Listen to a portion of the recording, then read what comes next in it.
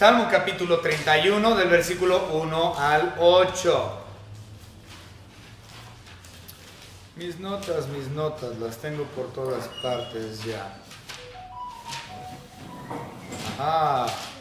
Sí, no, aquí no era. Ténganme un poco de paciencia, hermanos. Ya lo encontré. Muy bien. Salmo 31, 1 al 8. Este salmo, como muchos otros que ya hemos visto en el pasado, es un salmo que habla de lamento, un salmo que habla de dolor, un salmo que habla de angustia, de peligro en la vida del salmista. En este caso, sabemos que el rey David. Entonces, todo eso es desde una perspectiva negativa. Y hemos visto muchos salmos así, ¿no? Señor, tengo enemigos, Señor, tengo problemas, Señor, tengo estos perseguidores, tengo esta gente que busca matarme. También hemos visto muchos lamentos también en los salmos. Señor, por mi pecado, por lo que yo he hecho, por mis transgresiones, etcétera. Un dolor verdadero por parte del salmista a causa de sus pecados y el asunto de sus enemigos y todo eso. Pero también hemos visto que el libro de Salmos está lleno de contrastes, muchos contrastes. Entonces tenemos cosas negativas, pero al igual como hay cosas muy negativas y feas, como lamento y angustia y dolor y todo ese tipo de cosas que ya mencioné, a pesar de que hay cosas negativas, el contraste siempre es positivo. Y en el caso de este Salmos 31, vemos eso mismo. Es un salmo de lamento, de dolor, de angustia, pero también por el lado, en su contraste, el lado positivo, incluye cosas hermosas como la confianza en el Señor, los atributos de Dios. De hecho, hoy vamos a ver varios de los atributos de Dios que están mencionados aquí en estos versículos que vamos a estudiar. Entonces, habla de los atributos de Dios, los cuales son positivos y maravillosos y grandiosos. Y también habla de la redención y la salvación de Dios y la providencia de Dios y un montón de cosas. Entonces, tenemos claro el lado negativo y el lado positivo. En cuestión al bosquejo de todo el capítulo, el bosquejo de forma natural está dividido en 5 puntos. De estos 5 puntos, hoy solamente vamos a estudiar el primero, que es del versículo 1 al 8. Los otros, que vienen siendo del versículo 9 al 24, los otros 4 puntos naturales, esos los iremos viendo conforme transcurran las semanas. Pero hoy nada más vamos a ver del 1 al 8. Sin embargo, como estamos iniciando este capítulo, les voy a dar el bosquejo completo. Primer punto, que es el que vamos a estudiar hoy, es la oración de David. Del versículo 1 al versículo 8 es una oración que está levantando David hacia con Dios Padre. El segundo punto natural es del versículo 9 al versículo 13, donde vemos, como mencioné, la angustia, el dolor y el lamento de David. Ese es el segundo punto, del 9 al 13. El tercer punto natural que vemos es del versículo 14 al versículo 18. En este tercer punto, David pide a Dios para ser librado y que haga callar a sus enemigos, que sea librado de sus enemigos y que sus enemigos callen delante de él. Estos son los versículos 14 al 18. El cuarto punto natural es del versículo 19 al 22, donde podemos ver que David alaba a Dios por librar a los suyos, es decir, al pueblo hebreo. Y por último, el quinto punto, que es del versículo 23 al 24, vemos que Daniel exhorta a los santos, obviamente los santos contemporáneos de él, que amen al Señor y que se esfuercen. Nuevamente esto es versículos 23 y 24. Entonces, estos son los 5 puntos naturales de todo el capítulo 31, pero como mencioné, hoy nada más vamos a ver la oración, que viene siendo del 1 al 8, versículos 1 al 8. Vamos a orar, hermanos. Señor Padre, le damos gracias por poder estar aquí estudiando su palabra juntos como iglesia local.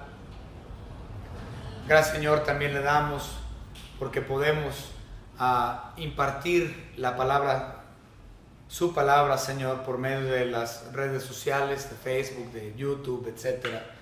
Y te pido, Señor, que estos mensajes realmente sean de edificación y bendición para los oyentes, tanto los que están dentro de esta iglesia local, como también aquellos que nos ven por fuera. Gracias le damos, Señor, por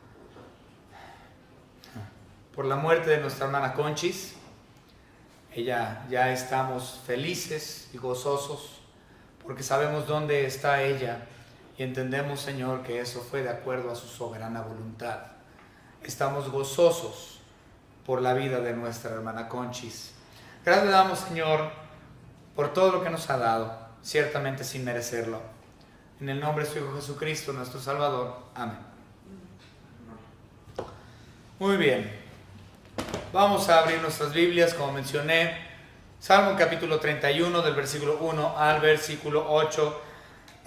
Como pueden ver, dice al inicio, al músico principal, Salmo de David. El músico principal sabemos que era Asaf. Entonces Asaf era el músico principal, siempre lo hemos dicho, todos lo sabemos. Los salmos es el himnario de los santos del Antiguo Testamento. El himnario, bueno, no necesariamente de los santos, pero el himnario de los judíos, de los hebreos del Antiguo Testamento. Y Asaf era el músico principal, el cual tenía que poner orden a las estrofas y los versos, los coros. Ahora, recordemos que David era músico, entonces lo más seguro es que la melodía principal la había hecho ya con anterioridad David, el rey David, y ya con eso a orquesta o hizo el arreglo, vamos, Asaf, el músico principal. Vamos a empezar con este versículo 1, dice la palabra de Dios: en ti, oh Jehová, he confiado, no sea yo confundido jamás, líbrame en tu justicia. Desde este primer versículo vemos cosas muy interesantes, muy interesantes. Vamos a ver. En nuestra Reina Valera, nosotros leemos: en ti, Jehová, he confiado. Pero si nosotros estudiamos las notas del Targum, hay una nota adicional que dice, estamos hablando del Targum de la Septuaginta, porque recuerden, la Septuaginta es el Antiguo Testamento en griego. Entonces, dentro de la Septuaginta, el Targum de la Septuaginta dice: en el Logos de Jehová he confiado. Logos en griego significa palabra o verbo, depende de cómo se traduzca. De ahí sale Juan 1:1. En el principio era el verbo, y el verbo era Dios, y el verbo era con Dios. Entonces, Cristo Jesús es el Logos, Él es el verbo, Él es la palabra al cual se está refiriendo aquí David en el versículo 1. Repito, en nuestra Reina Valera tan solamente dice: en ti, oh Jehová, he confiado, omitiendo la palabra Logos, que es una nota del Targum. Entonces eso es eliminado, pero si nosotros lo tomamos en consideración, eso implica que David, el salmista, está diciendo: yo he confiado en la persona del verbo, en la persona de Cristo Jesús. Eso me llamó muchísimo la atención, siendo que la Reina Valera no incluye esta anotación del Targum hebreo, de la Septuaginta. Muy bien.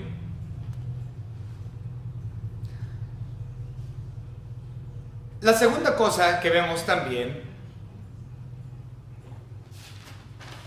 dentro de este primer versículo, que es interesante, es que dice: he confiado. En ti, oh Jehová, he confiado. Tiempo pasado. Pero si nosotros vemos, obviamente en nuestro español, nosotros tenemos tiempo pasado, tiempo presente, tiempo futuro. Ahora, en el En el griego, porque estamos tomando esto de la Septuaginta, en el griego tenían ellos diferentes tiempos, no nada más tenían pasado, presente y futuro. Hay uno que no sé cómo lo llamen, pero había por lo menos 5 diferentes puntos de tiempo. Es decir, pasado, presente, futuro, aoristo y perpetuo. Otra vez, en el griego tenían pasado, presente, futuro, aoristo y tiempo perpetuo. Ahora, si nosotros estudiamos este versículo 1, parece que está en tiempo pasado. En ti, oh Jehová, he confiado. Sin embargo, ese he confiado es en el tiempo perpetuo. Es decir, yo he confiado, pasado, confío, presente, confiaré en el futuro y para siempre lo haré. Entonces el entendimiento de este tiempo es que Él va a confiar en el Señor para siempre. De hecho, si nosotros regresamos al capítulo 30, el capítulo anterior, y el último versículo del capítulo 30 dice: por tanto a ti cantaré gloria mía y no estaré callado, Jehová Dios mío te alabaré para siempre, utilizando ese tiempo perpetuo. Entonces esa misma idea se traspasa aquí al versículo 1 del capítulo 31. Está hablando en tiempo perpetuo, siempre, pasado, presente y futuro, y para siempre te alabaré. ¿Ok? De hecho, eso es muy interesante y muy importante para nosotros como iglesia, para los santos no nada más para la iglesia, sino los santos de todos los tiempos. Esto es muy interesante porque ciertamente la salvación de Dios es una salvación perpetua. Porque yo confié en el pasado, me libró. Porque confío en el presente, me libra. Porque confío en un futuro, me librará. Y mi salvación es perpetua. De hecho, hay un versículo muy interesante. Vamos a ir rápidamente a 2 Corintios. Básicamente lo acabo de citar, pero vamos a leerlo. 2 Corintios, capítulo 1 y versículo 10. El cual nos libró, pasado, nos libra, presente, y en que esperamos que aún nos librará, futuro, de tan grande muerte. Hablando obviamente de la salvación perpetua de nuestro Señor Jesucristo. Y obviamente eso es porque yo confié, confío y confiaré. Mi servicio perpetuo va de la mano, o mi confianza plena y perpetua más bien, va de la mano con el hecho de que Él me salvó, me salva y me salvará. Me libró, me libra y me librará.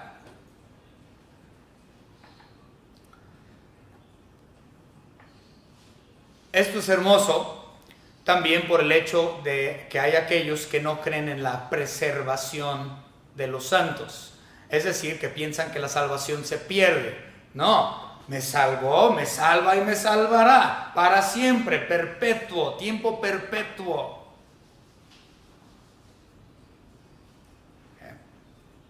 Una tercera cosa interesante que vemos en el versículo 1 de Salmos 31 es la frase: no sea yo confundido más, o jamás, perdón. En el hebreo original, seguimos con eso, en este caso el griego, porque lo estamos tomando de la Septuaginta, vuelvo a repetir, lo vuelvo a decir. En el griego dice: no sea yo avergonzado jamás.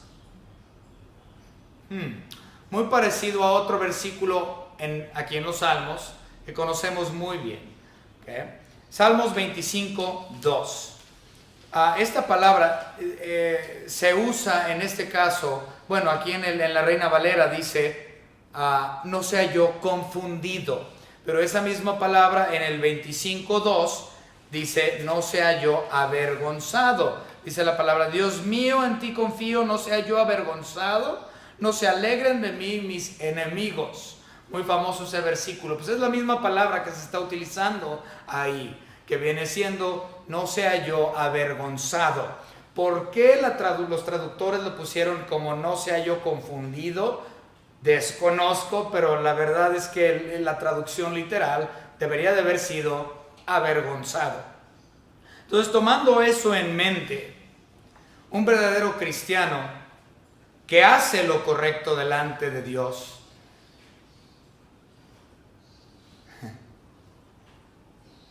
no tiene nada de qué avergonzarse. Lo único de lo cual un creyente debe de estar avergonzado es del pecado. Fuera del pecado que hay en su vida cuando éste ha caído, no debe de haber nada que lo avergüence. Y ciertamente menos la palabra de Dios. Un versículo muy famoso: porque no me avergüenzo del evangelio, porque es poder de Dios para la salvación a todo aquel que cree, al judío primeramente y después al griego. Entonces el cristiano no tiene nada de qué avergonzarse en respecto a su fe. No tiene nada en qué avergonzarse en respecto a la palabra de Dios. No tiene nada que avergonzarse si él está haciendo bien y está dentro de la voluntad de nuestro Señor Dios. Cuando éste sale de la voluntad de nuestro Señor Dios y cae en pecado, entonces ese es el momento de la verdadera vergüenza. Pero cuando éste cae en pecado, un verdadero cristiano, gracias a Dios, tenemos otro abogado, el abogado para con el Padre, a Jesucristo el justo.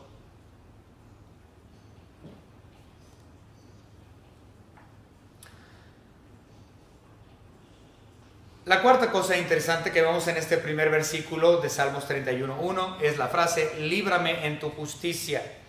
Quiero que noten que no dice que él se libró por su propia fuerza, o que él se está librando de sus enemigos con su propia justicia, o imponiendo su propia justicia, la cual le librará. No, él está diciendo que la justicia que le libra es de Dios. Es tu justicia, Dios, no es mi justicia. Lo que libra es la justicia de Dios. Ahora, si lo aplicamos a la salvación, esto también es muy importante para nosotros. ¿Por qué? Porque estamos hablando de que no tenemos participación dentro de nuestra salvación. Nuestra liberación de la segunda muerte, nuestra liberación de Satanás, nuestra liberación del infierno, no es a causa de lo que yo pueda hacer o la justicia que yo pueda llevar a cabo. Ciertamente no hay justo ni aun uno, no hay quien entienda, no hay quien busque a Dios. Entonces, dentro de mi justicia yo no puedo. Es bajo la justicia de Dios que Él me ha hecho justo. La salvación no depende de mí en lo absoluto. Yo no tengo participación en mi liberación. Y en el caso de David, él está diciendo: Señor, tú eres el único que me puedes librar, líbrame con tu justicia. Ahora, él estaba hablando obviamente de los problemas que él estaba viviendo con sus enemigos y la gente que lo quería ver fracasar, y ciertamente los que lo querían ver muerto. Entonces, él entendía que toda la justicia venía de Dios, y todo lo que es puro y bueno y lo que trae victoria es la justicia de Él. Es decir, justicia divina, no justicia del hombre.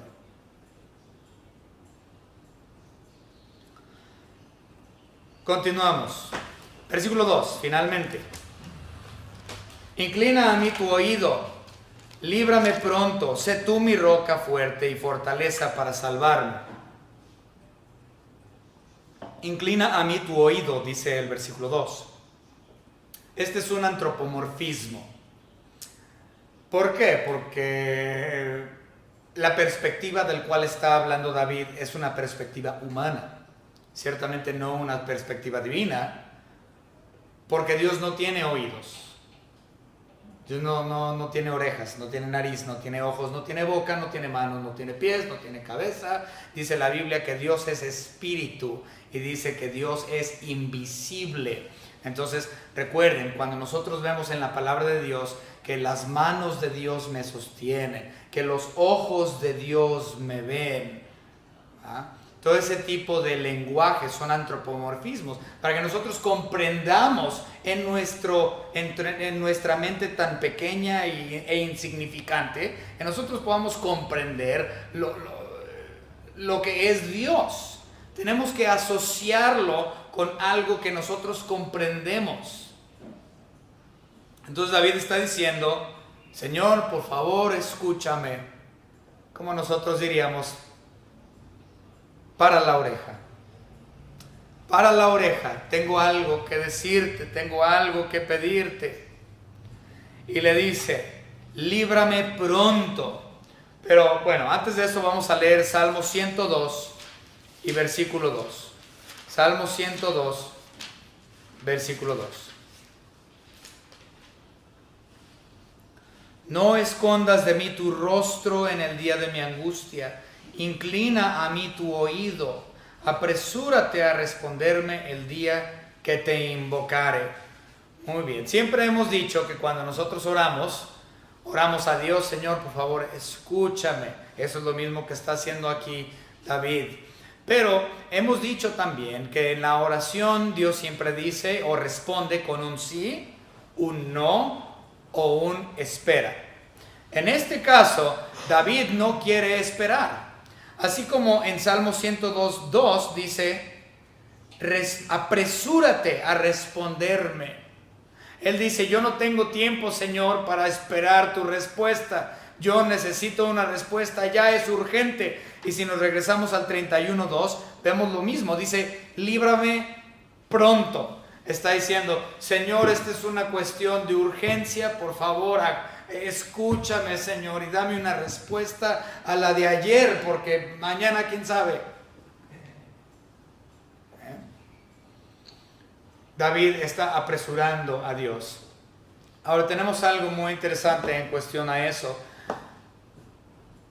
Todo está bajo el tiempo de Dios.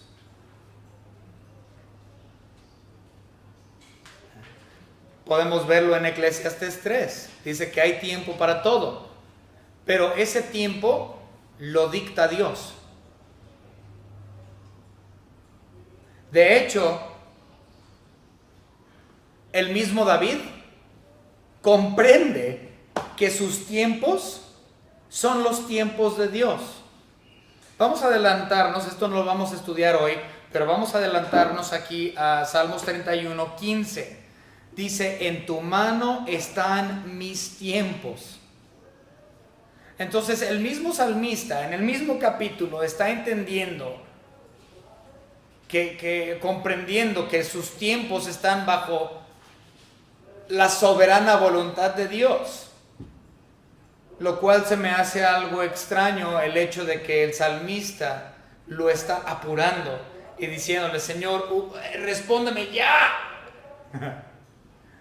Cuando él mismo comprende que está todo bajo la soberana voluntad de Dios y que sus tiempos no son suyos, sino que son de Dios. Muchas veces queremos apurar a Dios a causa de nuestra frustración o nuestra angustia o nuestro lamento. Señor, ¿por qué no me escuchas ya? Señor, dame una respuesta ya. Entiende que todo está bajo el tiempo de Dios. Nuestro tiempo no es nuestro. El tiempo existente es el tiempo de Dios. Eso es soberanía. También le dice en el versículo 2, sé tú mi roca fuerte. Entendemos que su oración va dirigido a Dios Padre, pero al mismo tiempo entendemos que se dirige a Dios Hijo, porque entendemos que la roca fuerte es la persona de Cristo Jesús. Entonces, de hecho, me voy a adelantar un poquito. En este salmo, en el Salmo 31, vemos a la Trinidad. Lo vamos a ver hoy. Vemos a Dios Padre, al quien dirige su oración.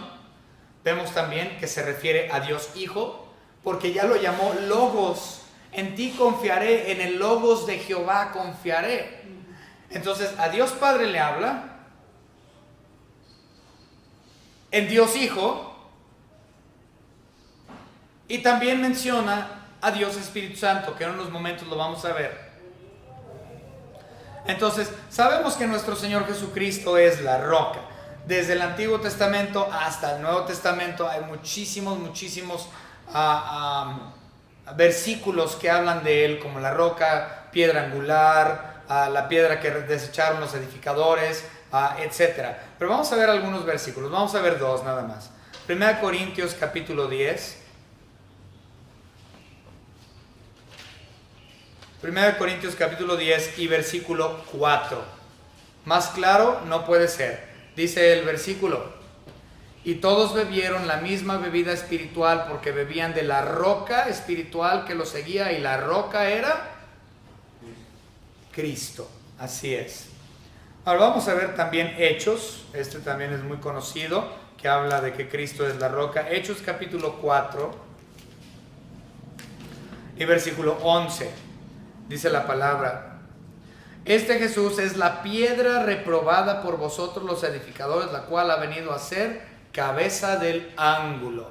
Él es la roca, Él es la piedra angular, Él es la roca también que va a destruir el imperio del anticristo, como menciona Daniel también. Entonces toda la Biblia hay muchas referencias en cuestión a Cristo, la roca. Entonces Él está diciendo Logos, Jehová, Cristo, el Logos de Jehová, Cristo Jesús, en ti he confiado, el Verbo, y ahora está diciendo, sé tú mi roca.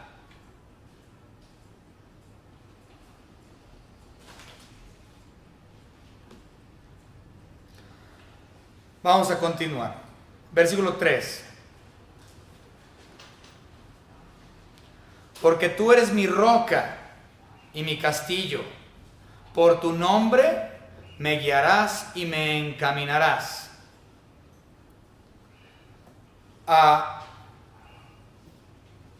Esta segunda parte del versículo 3, no me voy a meter en la primera parte del versículo porque ya expliqué lo de la roca. Si queremos hablar de castillo, por lo general cuando en la Biblia, en el Antiguo Testamento, habla de castillos, está hablando de las ciudades fortificadas que se encontraban alrededor de Israel. La mayoría de estas ciudades fortificadas se encontraban en los montes alrededor de lo que eran las ciudades principales. Entonces, cuando había un problema de invasores o un ejército invasor o lo que sea, se iban a menudo a estas ciudades fortificadas, las cuales también eran conocidas como castillo. Entonces Él está diciendo, tú Señor, tú eres mi roca, tú eres mi castillo o mi ciudad fortificada. Muy bien, la segunda parte del versículo 3, por tu nombre, muy importante ese, por tu nombre me guiarás y me encaminarás. Esto es muy interesante, porque esto es casi idéntico a Salmo capítulo 23. Vamos rápidamente a Salmo capítulo 23 y veamos el versículo 3.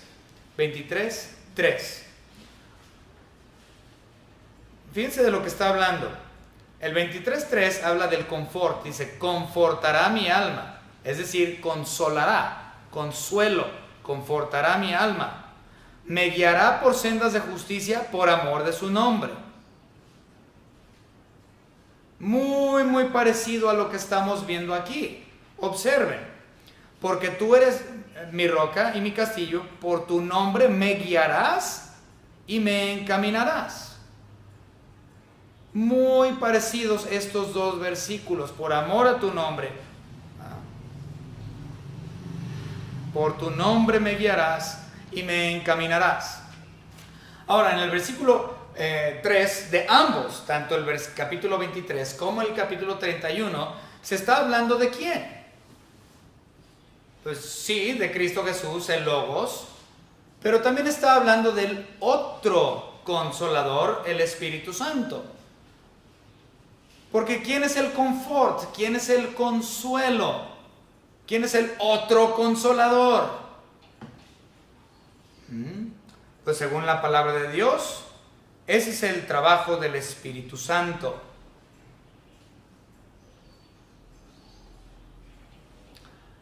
También dice la Biblia que Él es nuestra guía. Somos guiados por el Espíritu Santo. Y aquí Él está diciendo, guíame, Señor, encamíname, camina conmigo. Otro nombre para el Espíritu Santo es el Paracleto. Un paracleto es uno que anda a un lado de, como abogado.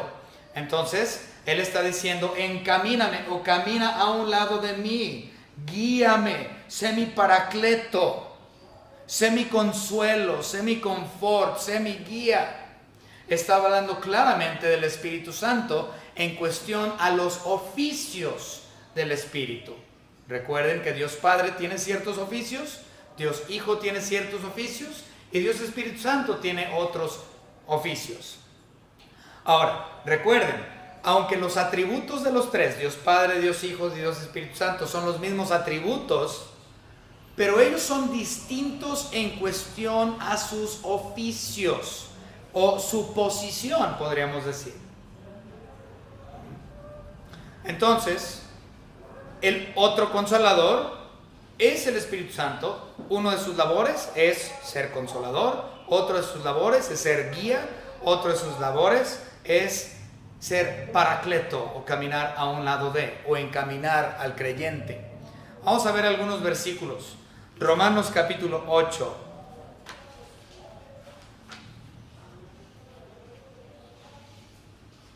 Me encanta Romanos 8,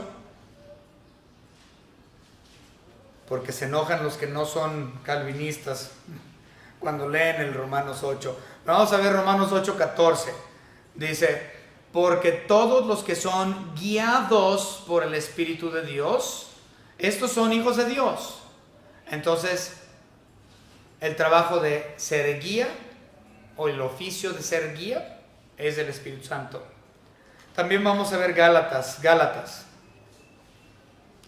capítulo 5 y versículo 18. La palabra de nuestro Señor dice, pero si sois guiados por el Espíritu, no estás bajo la ley. Y por último vamos a ver otro versículo muy muy conocido, Juan capítulo 14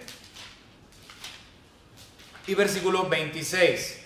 Dice la Escritura, mas el Consolador, el Espíritu Santo, quien el Padre enviará en mi nombre, Él os enseñará todas las cosas. ¿Por qué? Porque es nuestro paracleto, porque nos guía, porque nos encamina, porque se para a un lado nuestro y os recordará a todos los que yo he dicho.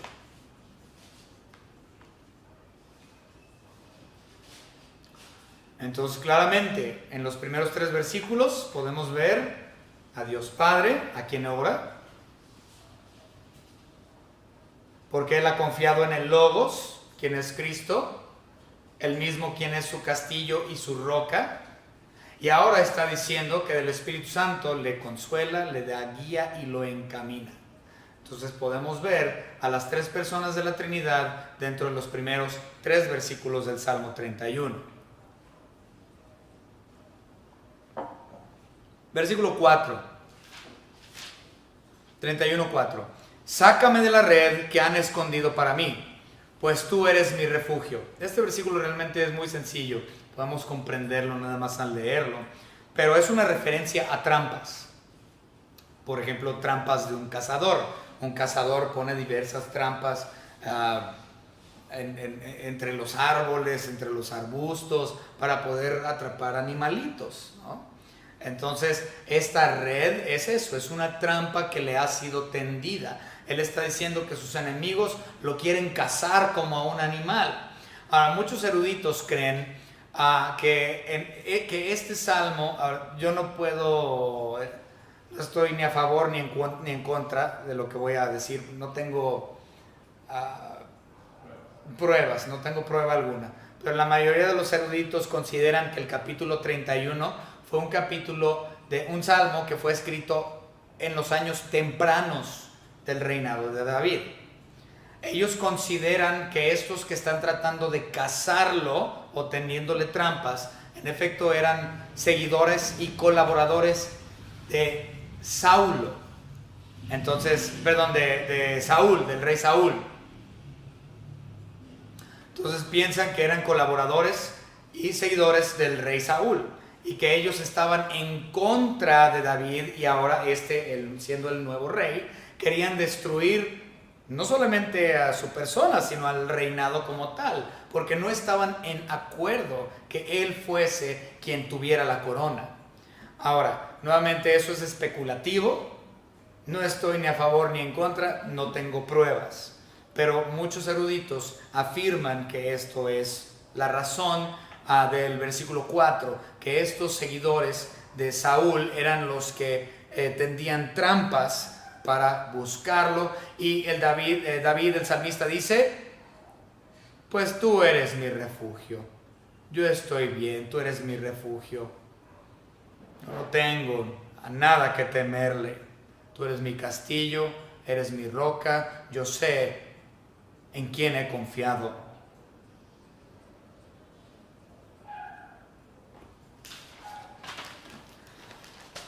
Continuamos, versículo 5. En tu mano encomiendo mi espíritu. Palabras muy interesantes, porque esto nos recuerda a lo que nuestro Señor Jesucristo dijo en la cruz del Calvario. Y no es referente a eso, pero vamos a recordarlo, ¿sí? Vamos a ver Lucas, capítulo 23. Vamos a Lucas, capítulo 23, y vamos a leer el versículo 46. Lucas 23, 46 nos dice: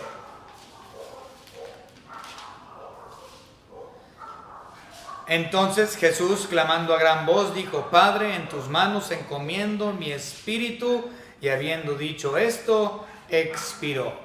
Entonces estas son las últimas palabras de nuestro Señor Jesucristo cuando Él estaba crucificado. Sin embargo, aquí lo que estamos viendo en Salmos 31, versículo 5, no es una referencia a lo que dijo Cristo en la cruz. Algunas personas quieren tipificarlo de esa manera, pero no es un tipo, no es una profecía de lo que diría Cristo en la cruz. Entonces es falsa esa noción. Pero dice: en tu mano encomiendo mi espíritu. Él está realmente hablando de algo muy importante. Él está hablando acerca de la soberanía de Dios. Él está diciendo: Señor, yo confío tanto en tu persona que yo encomiendo todo lo que yo soy a ti, porque tú vas a hacer tu voluntad, Señor, en mi vida. Todo lo que yo soy, todo lo que es por ti, para ti, porque tú así lo quieres. Entonces está hablando de la soberanía de Dios sobre su súbdito David.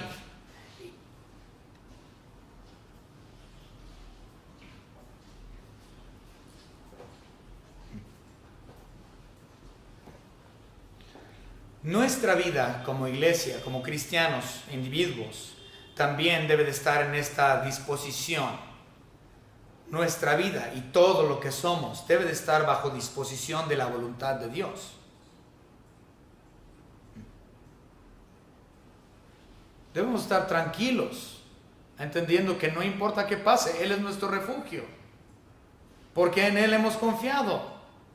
Su providencia, su soberanía, todo lo que yo soy y tengo y voy a hacer, o lo que fui, es por Él y para Él.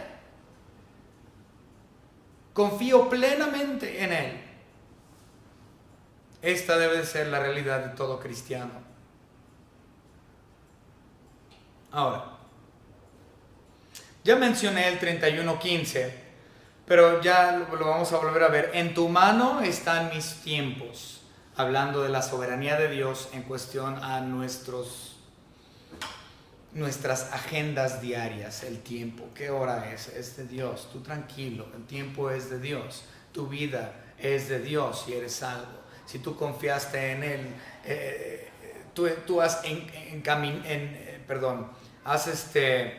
encomendado tu vida a Dios. Pablo mismo lo dijo: yo estoy seguro que Él guardará mi depósito para aquel día.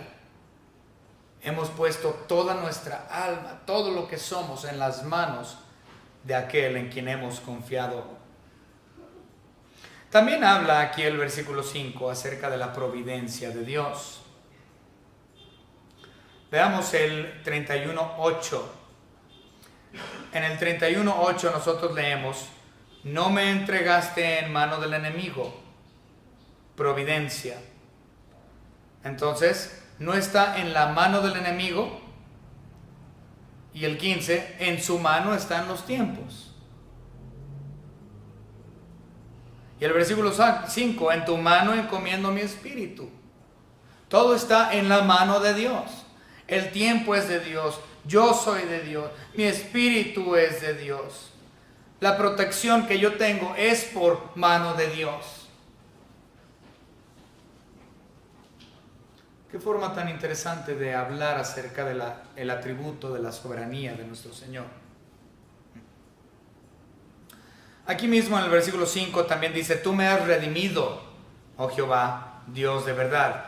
Esto es muy, muy importante. Recuerden, ya les había mencionado que en el griego hay el tiempo pasado, presente, futuro, aoristo y perpetuo. Hace unos versículos vimos el perpetuo. Ahora les voy a explicar el aoristo, que también aquí es mencionado.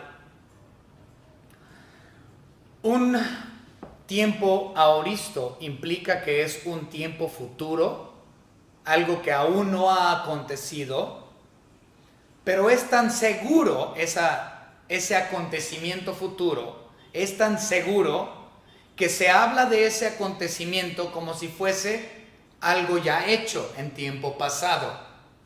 ¿Okay? Y eso es exactamente lo que estamos viendo aquí en el versículo 5. Tú me has redimido, tiempo pasado.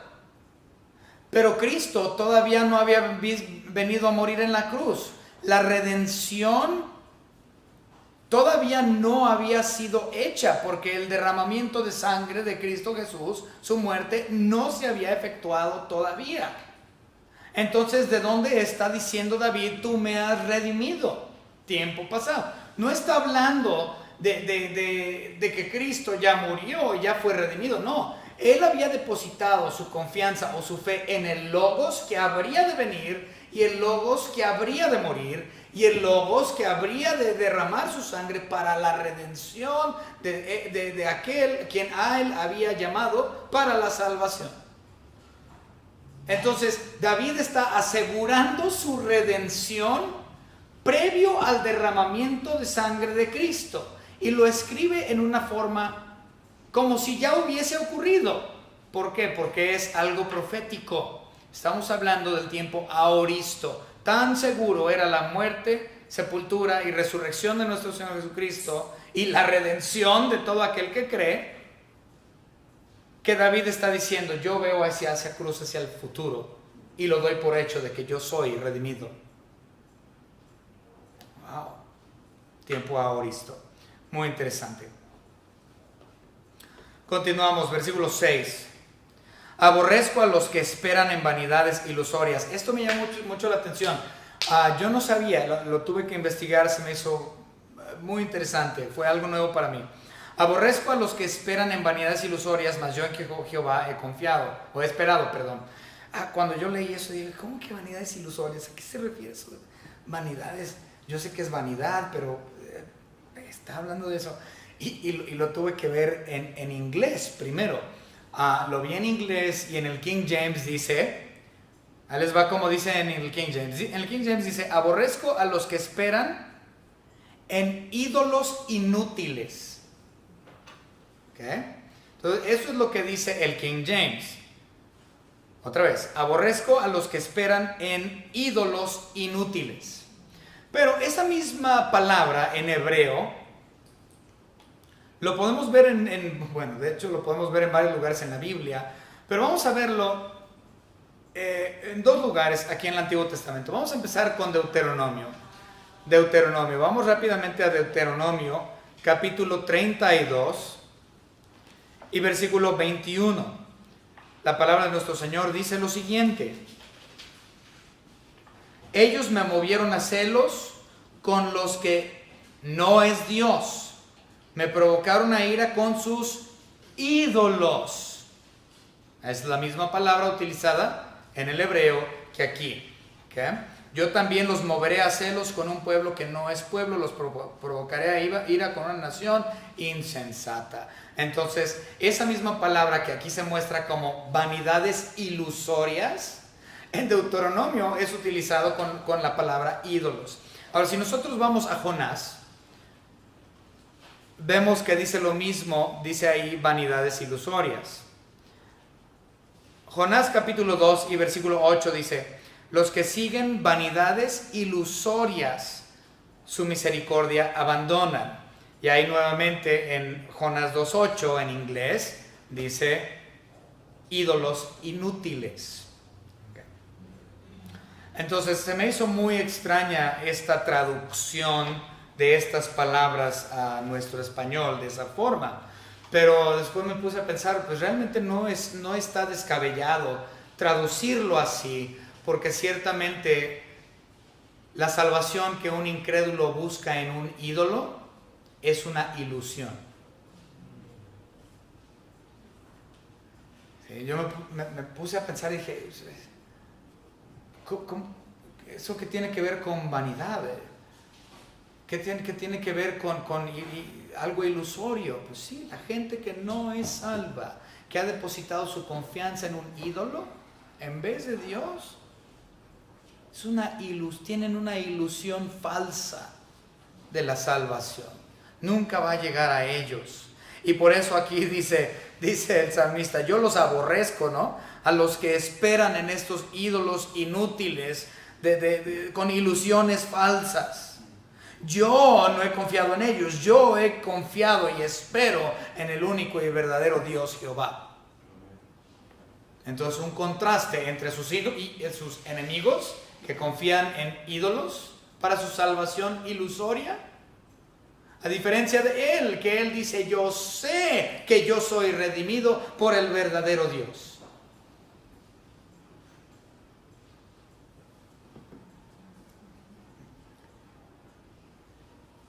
Versículos 7 y 8.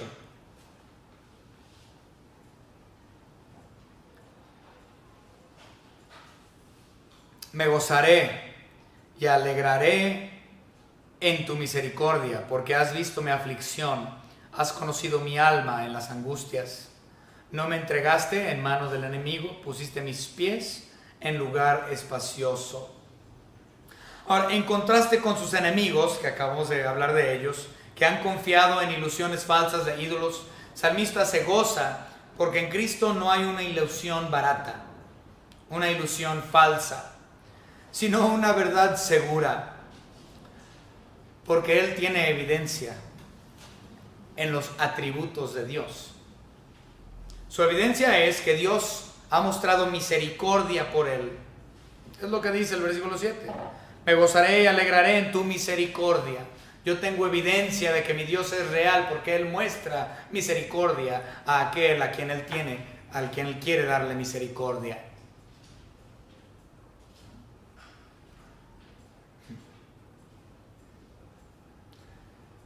Sabemos que la misericordia es uno de sus atributos. Porque Dios es misericordioso, ese es el atributo o uno de los atributos que le da confianza al salmista, entendiendo en quién ha confiado. También dice el versículo 7, porque has visto mi aflicción, y después dice, has conocido, has visto, has conocido. ¿Por qué? Porque esto también habla de atributos divinos. Omnisciencia.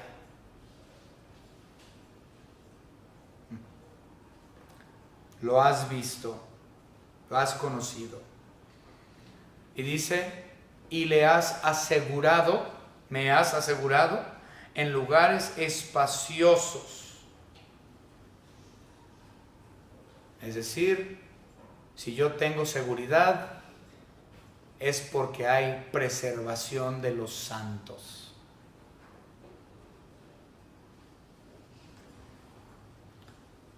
Esta es la oración de David, poniendo su confianza en algo que es verdad, poniendo su confianza en Dios Padre, poniendo su confianza en Dios Hijo, la roca, el castillo, el refugio, poniendo su confianza en el Consolador, quien lo guía y lo sella y lo encamina, teniendo evidencia que Él ha confiado en lo verdadero, porque Dios es soberano, porque Dios es omnisciente, porque Dios es omnipotente, porque Dios es misericordioso.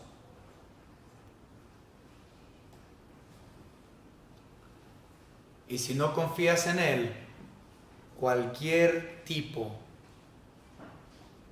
de cosa sobre la cual tú pones tu confianza o tu fe es una ilusión falsa. La salvación es de Jesús, es de Dios, es de Jehová y de nadie más. ¿En quién has puesto tu confianza? Vamos a orar.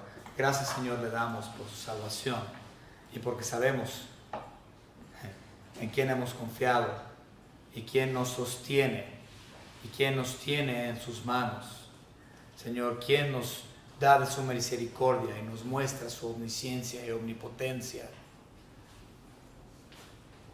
Y que ciertamente nos cuidas, Señor, por providencia, porque usted es plenamente soberano. Gracias, Señor, porque usted es justo y porque usted ha demostrado evidencias de su poderío gracias a sus atributos preciosos. En el nombre de su Hijo Jesucristo, nuestro único y propio Salvador. Amén.